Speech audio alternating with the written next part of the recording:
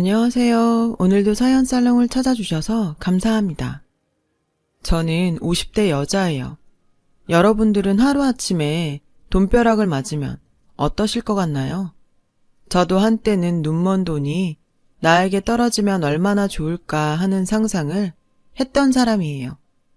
돈으로 행복을 살 순 없지만 행복하기 위해선 역시 돈은 필요하잖아요.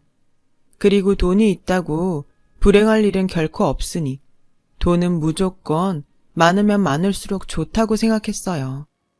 하지만 꿈이 현실이 되는 순간 저는 돈이 많아도 불행할 수 있다는 것을 경험하게 되었고 이번 기회에 그 이야기를 하고 싶어 이렇게 사연을 쓰게 되었어요. 5살 나이 차이의 남편과 저는 같은 공장에서 일하며 만났어요. 자주 보고 처음 봤을 때부터 서로에게 호감을 갖고 있던 터라 저희는 금방 가까워졌어요. 1년의 연애 끝에 결혼을 하게 되었죠. 남편과 저는 둘 다 형편이 그리 좋지 않았어요. 저는 한때는 친할아버지의 재산으로 그럭저럭 살았지만 곧 가사를 탕진한 홀아버지와 함께 살았고 남편은 시골에 10년 된 옛날 빌라에서 아버지의 빚을 갚으며 살아가는 홀어머니와 8살 아래 여동생이 있었죠. 양가 사정이 다 이렇다 보니 저희는 조촐하게 겨우 결혼식만 올렸고 보증금 100만 원에 반지하 월세방에 신혼살림을 차렸어요. 말이 좋아 신혼살림이지 저희 살림은 단촐하게 그지없는 것들이었어요. 아무튼 저희는 그렇게 부부의 연을 시작했습니다. 남편은 착하고 성실했고 저는 주변에서 짠순이라고 부를 정도로 알뜰해서 마치 남편과 저는 소꿉놀이를 하듯 매일매일 즐겁고 행복했어요. 저희 부부는 형편이 좋아지면 아이를 갖기로 하고 무조건 저희 두 사람의 월급의 80%를 저금했어요. 그렇게 3년을 모으니 그리 크지는 않았지만 방 2개짜리 전세 보증금을 마련할 수 있었어요. 결혼 3년 만에 반지하 월세를 탈출할 수 있게 되었던 거죠.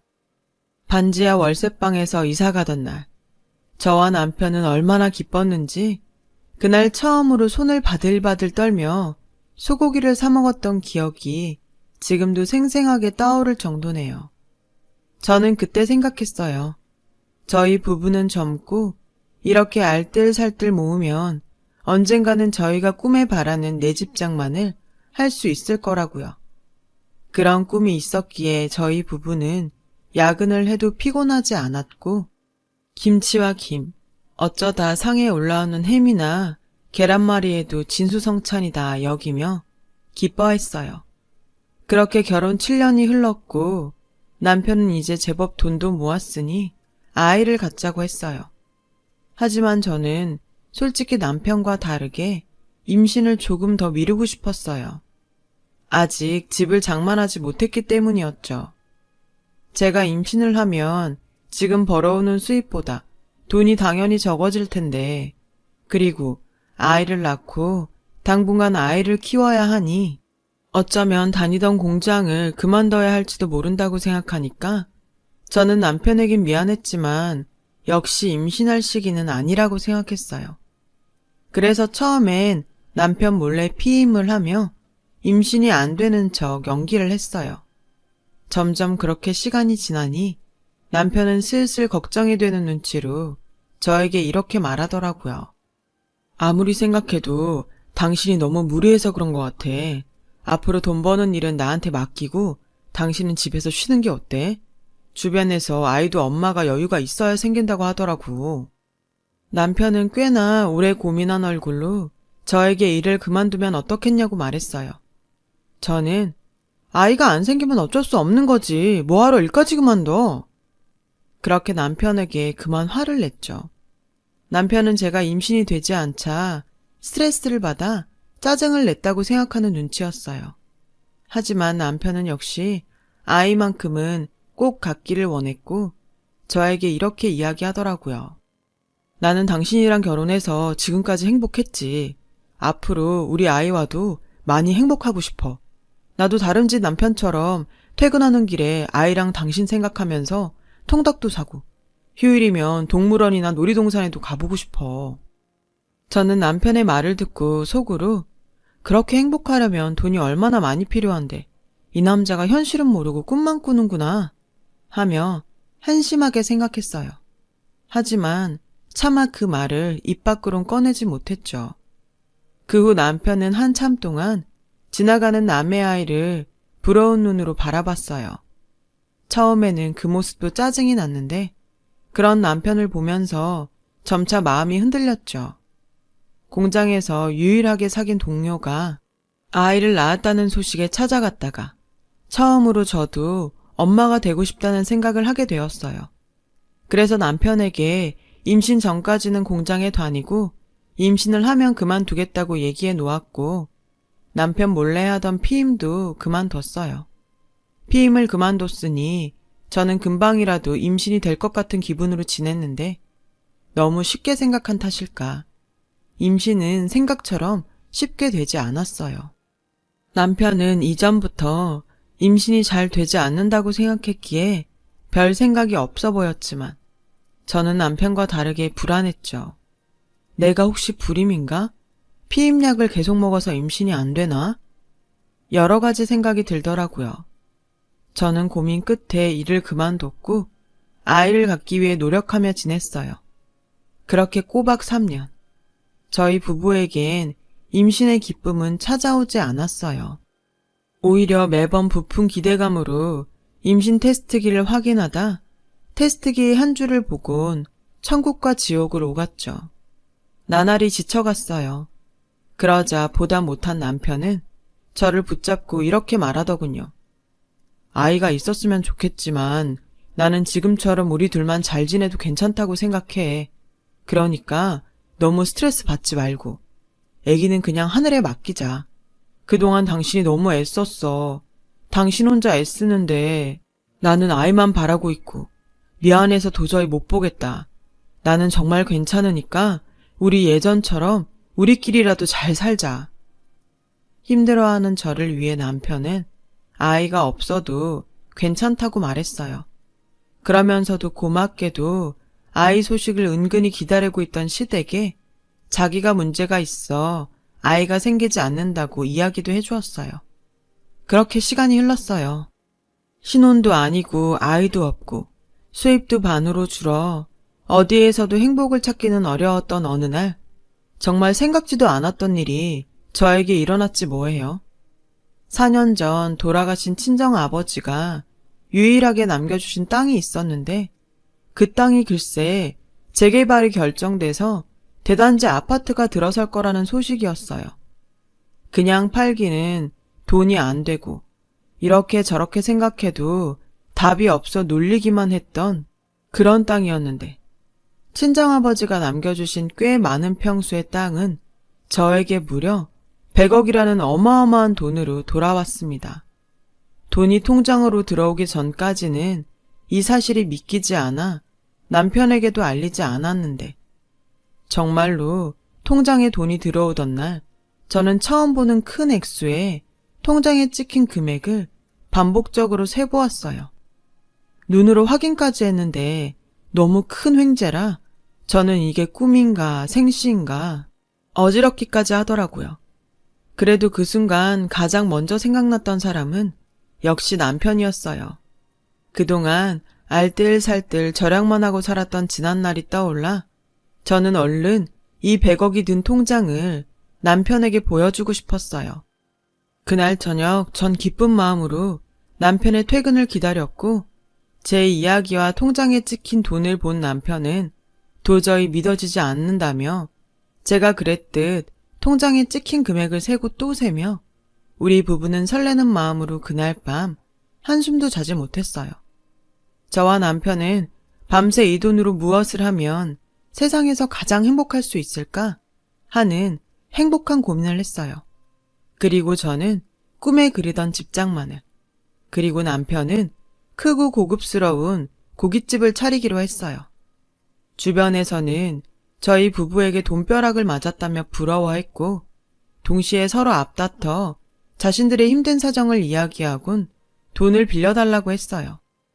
당연히 아주 친한 지인이라면 도와주지 않을 이유가 없었는데 친하지도 않았던 사람들이 어떻게 알고 자꾸만 돈을 빌려 달라고 해 한동안 애를 먹었어요. 저희 부부는 그런 사람들에게 단호하게 그럴 수 없다고 거절했죠. 그러자 저희 부부를 부러워하던 사람들이 저희 부부를 원망하며 말도 안 되는 이상한 나쁜 소문을 악의적으로 만들어 퍼뜨리기 시작하더군요. 지금 생각해보니 그때부터가 시작이었던 것 같아요. 하루아침에 큰 돈이 생기니 그동안 잘 지냈던 주변 사람들은 자꾸만 멀어져 갔고 저희 부부 자체보다 저희가 가진 돈에 관심 있는 사람들이 꼬이기 시작했죠. 소문은 정말 무섭게 퍼져나갔고 어쩐지 주변에선 저희의 돈을 저희가 고생해서 번 돈이 아닌 운이 좋아 걷어 얻어진 돈이라며 저희 부부에게는 뭐든 바가지를 씌워도 괜찮다는 식의 이야기까지 나돌았고 저희 부부는 어쩔 수 없이 그동안 알고 지낸 사람들과 모두 연을 끊어야 했어요. 그리고 전혀 연고가 없는 지역으로 집을 장만해 이사를 가게 되었어요. 그 근방에 남편이 바라던 고깃집을 차렸고요. 남편은 매일 유명한 고깃집을 찾아다니며 비법을 배우러 다녔고 남편이 노력한 결과 저희 가게는 빠른 속도로 맛집이라는 소문이 나기 시작했어요. 저는 그때 돈이 돈을 번다는 말이 이럴 때 쓰는 말이구나 하며 땅을 남겨준 친정아버지가 얼마나 고마웠는지 몰라요. 그런데 그러던 중 전혀 생각하지도 못했던 일이 벌어졌어요. 남편에게 제가 받은 유산에 대한 소식을 들은 시댁 식구들이 하나 둘 저에게 돈 부탁을 해오는 거예요.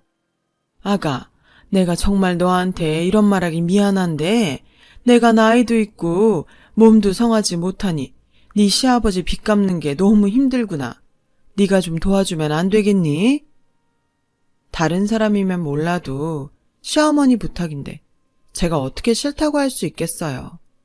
당연히 시아버지의 빚을 한 번에 갚아드렸고 그 일을 시작으로 정말 이럴 수가 있나 하는 시댁 식구들의 어이없는 요구가 계속해서 이어졌어요. 니네들은 좋은 데 살고 호의호식하면서 나한테 미안하지도 않니?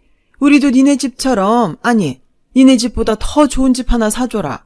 모쪼록 본가가 집이 더 좋아야지, 안 그러니? 언니, 나 이번에 치과의사랑 선보는데 언니가 나 옷이랑 가방 좀 사줘요.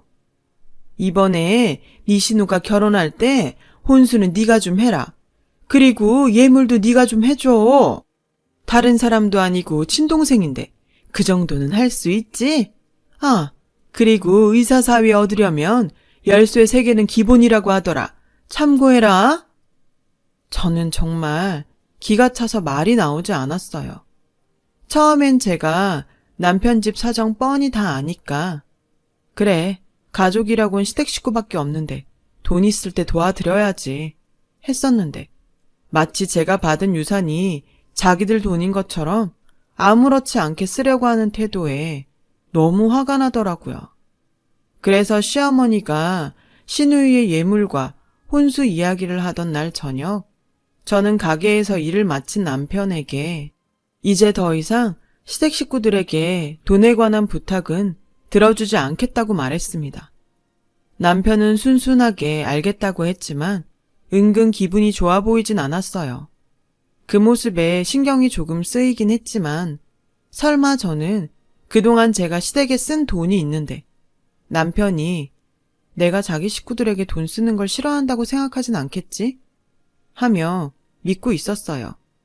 그리고 더 이상 그 이야기는 하지 않았어요. 제가 아는 남편은 제 마음을 알 거라고 완전히 믿었죠. 하지만 시간이 흐르고 남편이 변했다는 걸 알 수 있었어요. 나름 동네에서 맛있다고 소문이 났던 우리 가게에 어쩐 일인지 조금씩 손님이 끊기기 시작했고 저는 그 이유가 궁금했던 고민 끝에 점심시간에 맞춰 가게에 가보았죠. 그동안 남편이 알아서 잘 운영하고 있던 가게는 제가 예고도 없이 방문하자 종업원들이 깜짝 놀라는 눈치였고 가게 어디에서도 남편의 모습은 보이지 않았어요. 알고 보니 매일 아침 가게로 출근하던 남편은 저에게 거짓말을 한 거였고 한참이나 가게에 나오지 않고 있는 상태라는 거예요. 그렇죠. 문제가 있었던 거죠. 주인도 관심을 안 가지는 음식점에 누가 관심을 가지고 오겠어요. 주인이 안 나오니 그 가게는 뻔한 거죠. 저는 그 순간 정말 설마 했어요. 남자가 갑자기 큰 돈이 생기면 없던 허영심도 생기고 유혹에 잘 넘어가 바람을 피기도 한다는 말을 듣곤 했거든요. 저는 그날로 제발 아니길 바라며 다음 날 출근을 한다는 남편의 뒤를 밟았어요. 그러자 저와 상의도 없이 집과 떨어진 유료 주차장에서 외제차로 바꿔 타는 남편을 보게 되었습니다. 곧이어 골프장의 모든 장비를 다 갖춘 남편을 목격하게 되었어요. 놀랐지만 한편으로는 그래, 바람만 피지 말아라 하며 간절하게 바랬죠. 남편은 그런 저의 간절한 바램을 한순간에 부셔버렸어요. 골프장에 들어간 남편은 저보다 한참이나 어린 여자와 당연하게 스킨십을 하더라고요. 남편이 쓴 카드 내역서를 살펴보니 남편의 외도는 사실이었어요. 저는 그 순간 남편과 시댁 식구들이 모두 괘씸하게 느껴졌어요. 지가 누구 돈으로 인생이 폈는데 정말 그동안 아무것도 모르고 예전의 남편 모습만 생각하며 순진하게 속았다는 것이 저 자신도 용서가 되지 않았어요. 저는 그 길로 변호사 사무실에 가서 이혼 상담을 했어요. 당연히 이혼은 제가 무조건 유리했고 그날 저녁 바로 남편에게 이혼 서류를 내밀었어요. 싹싹 빌어도 모자랄 남편은 참 어이없게도 마치 제가 이혼하자고 말해주길 기다렸다는 듯 단번에 그러자고 하더군요. 저는 남편의 그 뻔뻔하고 당당한 태도에 또 한 번 속에서 열불이 올라왔는데 이 남자가 하는 다음 말이 더 가관이었어요. 이혼할 때 당연히 재산 분할하는 거 알지? 50대 50으로 하자. 진짜 기가 막힌다. 재산 분할? 그 돈이 당신 돈이니? 우리 아버지 땅 팔아서 생긴 돈이잖아. 당신이 무슨 자격으로 그 돈을 달래? 누구 돈인 게 왜 중요해? 당신과 나 부부고 그 돈은 우리 부부 돈이니 나누는 게 당연하잖아. 그리고 내가 놀았어? 나도 가게에서 일해서 돈 벌었잖아. 그래서 꼴 같지 않게 외제차 타고 골프 치면서 여자랑 바람 폈니? 그런 사람을 뭐라고 하는지 알아? 유책 배우자. 당신은 나한테 어떤 것도 요구할 수 없어. 그래서 지금 나한테 한 푼도 못 준다는 거야? 당연하지. 그것뿐인 줄 알아? 내가 그동안 당신 집 빚 갚은 거랑 당신 동생 시집 보낼 때 해준 혼수랑 예물까지 싹 다 돈으로 환산해서 청구할 거야. 제 말에 남편은 아무 말도 하지 못했어요. 보아하니 거기까진 전혀 생각하지 못한 눈치였죠. 그리고 다음 날부터 남편은 마치 꼬랑지 내린 개처럼 제 눈치를 살폈어요. 다시 가게 일을 하며 예전의 모습으로 돌아가는 듯 했어요. 내가 잠깐 미쳤었나 봐. 미안해 여보. 나 다시 예전처럼 가게 일 열심히 하고 한눈 안 팔게. 엄마랑 민영이도 당신한테 얼마나 고마웠는지 몰라. 그러니까 그만 화 풀고 나 한 번만 봐줘. 나이 먹어 남편이 마누라한테 잘하며 분명 남편이 젊었을 때 꽤 마누라 속을 썩인 거라고 하던데 남편은 그 사건 이후로 저에게 무조건적인 복종을 하며 마치 처음부터 애처가인 양 저를 챙겼죠. 처음엔 남편에게 당한 배신감에 저는 마음의 문을 꽁꽁 닫아버렸고 주변에선 저희 부부의 사정도 모르면서 남편이 저렇게 잘하는데 제가 너무하다고 떠드는 소리가 들려왔어요.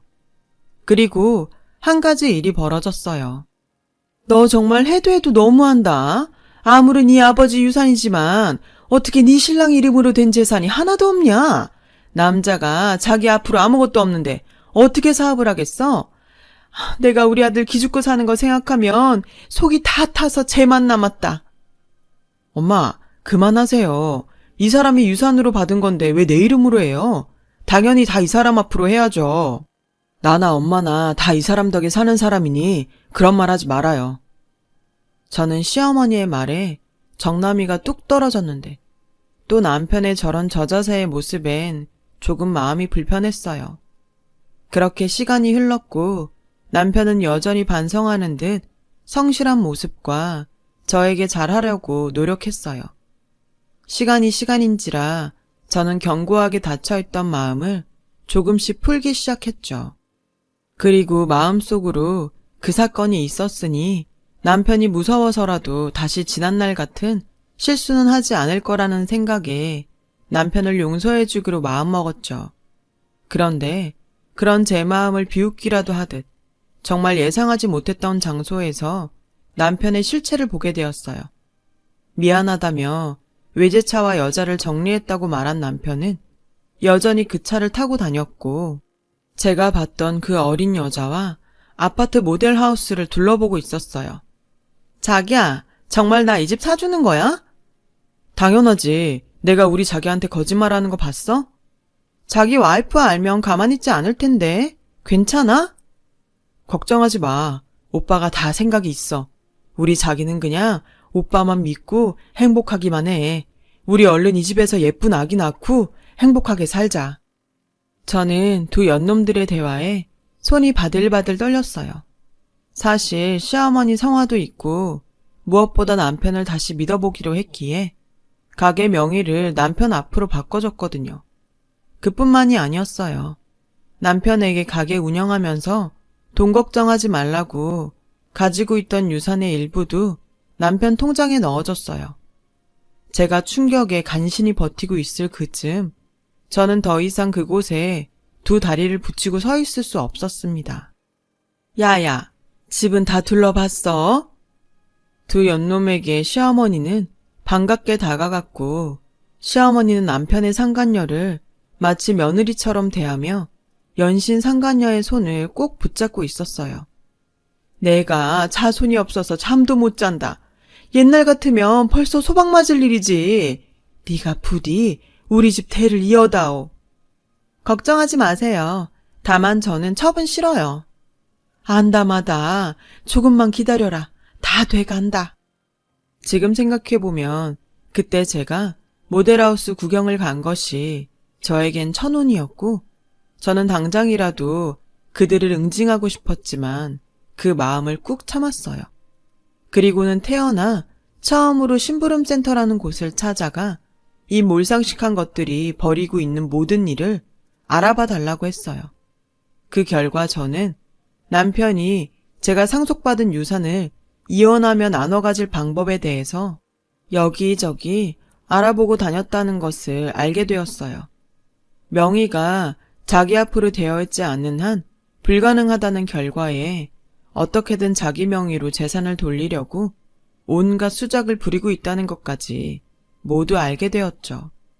그중 정말 소름은 설마 했던 그 일의 중심에 저희 시어머니가 있었다는 거였는데요. 찢어지게 가난했던 이 거렁뱅이 같은 것들이 돈맛을 보고 눈이 뒤집힌 꼴이었어요. 저는 제가 그동안 이 거렁뱅이들한테 쏟아 부은 것들을 되찾아올 방법을 생각해야 했어요. 그래서 달력을 뒤져보며 한 가지 묘책을 생각해냈죠. 그 묘책을 실행할 때는 다음 달 있을 시어머니 생신이 디데이였어요. 저는 시어머니와 남편, 그리고 시누이까지 모두 환장할 미끼를 생각했고 북유럽 크루즈 여행을 예약했어요. 어머, 아가, 이게 다 뭐냐? 크루즈? 엄마, 이거 배 타고 해외여행 가는 거야. 근데 배를 왜 타? 비행기를 타야지. 배에서 즐기면서 여행하는 거야. 어머, 나까지 챙겨주고. 올케 언니 너무 고마워요. 당신 너무 무리하는 거 아니야? 나는 안 가도 되는데. 가게 일한다고 쉰 적도 없잖아. 마음 같아서는 나도 가고 싶은데 지난번에 보니까 가게 종업원들한테 맡겨놓을 수만은 없더라. 그냥 자기가 나 대신 효도한다고 생각하고 다녀와. 그래, 새애기가 모처럼 이렇게 우리를 생각해줬는데 그걸 마다하는 것도 못 쓰는 거다. 우리 가서 재미나게 놀고 오자. 고맙다 아가야. 네가 정말 우리한테는 복덩이다. 좋아 죽겠는 시어머니와 남편 시누이를 보며 저는 맹수가 발톱을 숨기듯 환하게 미소를 보여줬어요. 그리고 마침내 그들이 여행을 떠나는 날, 저는 그들을 배웅하며 그들이 돌아와서 마주할 지옥을 하나둘 만들기 시작했어요. 가장 첫 번째로는 남편 앞으로 해준 가게를 처분하는 일이었고, 배우자이면서 이전 소유자였기에 아무런 의심도 받지 않은 채 가게를 팔아치울 수 있었어요. 저는 최대한 빨리 잔금을 받기로 하고 곧이어 시댁 본가로 내려가 시어머니가 살고 계신 아파트를 내놨어요. 집을 사드릴 때 명의는 제 앞으로 해놓은 것이 정말 다행이 아닐 수 없었어요. 그 집 역시 잔금을 최대한 빨리 받기로 하면서 저는 그들이 떠난 보름 만에 제가 그동안 퍼날랐던 돈을 회수하는 데 성공했습니다. 그중 가장 애를 먹었던 건 시누이의 예물과 혼수였는데 저는 모든 준비를 마치고 매제를 찾아가 이렇게 말했어요. 알고 계실지 모르겠는데 제가 시누이 결혼할 때 해준 게 좀 많아요. 집, 차, 병원. 그게 다 저희 아버지가 남겨주신 유산으로 산 것들인데 제가 이혼을 하면 법적으로 시누이가 저에게 다 돌려줘야 한다고 하더라고요. 어떻게 매제가 저한테 다시 돌려줄래요? 아니면 그거 다 갖고 저희 시누이랑 이혼할래요? 신혼의 내외의 부부애는 예상했던 것처럼 참 얇았어요. 매제는 저의 말에 받은 것들을 돌려줄 수 없다며 신우와 이혼을 하겠다고 했고 신우가 오기 전에 이혼 소송을 하겠다고 했어요. 저는 남편이 귀국하기 하루 전 마지막 통화를 했고 핸드폰도 없이 캐나다로 넘어갔어요. 아무것도 모르고 귀국한 남편과 시어머니 그리고 시누이는 한순간에 알거지와 이혼녀가 되었고 가진 것도 갈 것도 없는 처지에 놓인 그들은 제 돈에 눈이 멀어 왕래도 거의 하지 않았던 친척집을 전전하며 저를 찾느라 혈안이 되어 있었어요. 시누이와 이혼한 매제는 저희 좋은 정보통이었죠. 저는 캐나다에서 그들이 허우적거리는 지옥 소식을 들으며 이제까지 누리지 못했던 여유를 누려봤어요. 그리고 그동안 당한 호구짓과 배신감을 치유받았죠. 저는 관광비자가 끝나는 날 한국으로 돌아왔고 남편과 이혼 소송을 시작했습니다. 그리고 오랜만에 법정에서 남편을 보게 되었어요. 너 내가 죽여버릴 거야. 내 돈 내놔. 첫 사기꾼 같은 년. 네가 우리를 속여놓고 얼마나 잘 사는지 내가 두고 볼 거야. 남편은 거의 미쳐서 저를 보며 법원에서 죽일 듯 소리를 질렀고 방청석에 있던 시어머니 역시 마치 사기꾼을 본 듯이 눈이 뒤집혀 있었어요. 판사님은 이 모든 광경을 보고 저에게 이혼 소송 승소라는 선물을 주셨어요. 한때는 아무것도 없어도 행복했던 부부였는데 저는 이혼을 하고 홀가분한 동시에 마음이 생각처럼 좋진 않았어요. 그리고 재판 결과를 받아들이지 못하는 남편을 보고 어쩌면 남편은 그 독과 같은 돈의 맛에 다신 예전에 착하고 성실한 모습으로는 돌아갈 수 없을지도 모른다는 생각을 하면서 아이러니하게도 반지하 월세방을 탈출하면서 먹었던 소고기 생각이 났어요. 만약 드라마 같은 돈벼락이 저에게 떨어지지 않았다면 저는 지금 어떻게 살고 있을까요? 돈이 있으면 당연히 행복할 거라고 생각했는데 뜻밖의 떨어진 돈벼락은 전혀 예상하지 못한 행복과는 거리가 먼 결과를 가지고 왔어요. 다 제가 부족한 탓이었겠죠. 저는 아버지가 남겨주신 돈으로 자선 사업을 준비하고 있어요. 제가 가진 돈이 더 이상 독이 되지 않길 바라며 부디 여러 곳에서 좋은 영향을 끼쳤으면 좋겠어요. 세상엔 돈보다 중요한 것들이 많은 것 같아요. 그리고 지금은 그런 것들을 많이 발견한 사람이 어쩌면 정말 행복한 사람이 아닐까 생각하고 있습니다. 부디 지금 저의 이야기를 들어주신 분들은 돈보다 소중한 행복을 많이 발견하시길 진심으로 바라며 지금까지 제 이야기를 들어주셔서 고맙습니다. 여러분, 사연 댓글에 응원과 현명한 조언 부탁드려요. 좋아요와 구독은 저에게 큰 힘이 됩니다. 오늘도 좋은 일 가득하세요.